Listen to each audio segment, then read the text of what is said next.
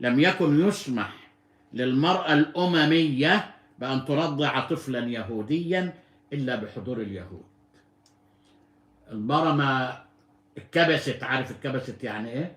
دخل بعد ما ولد دخل عليها واحد حلق ولا جات لها اتكبست نشفت الدم، خلاص واحدة أممية قاعدة يا هتيجي ياخد اوعي، لازم يجي يهودي يقف عشان يبارك. لا الحالة يا روح ماما لازم يشوف البتاع ده وياخد حظه منها عشان يطهر اللبن، والا يبقى شرب من اللبن يبقى بيقول لك لم يكن يسمح للمرأة الأممية بأن ترضع طفلا يهوديا إلا بحضور اليهود.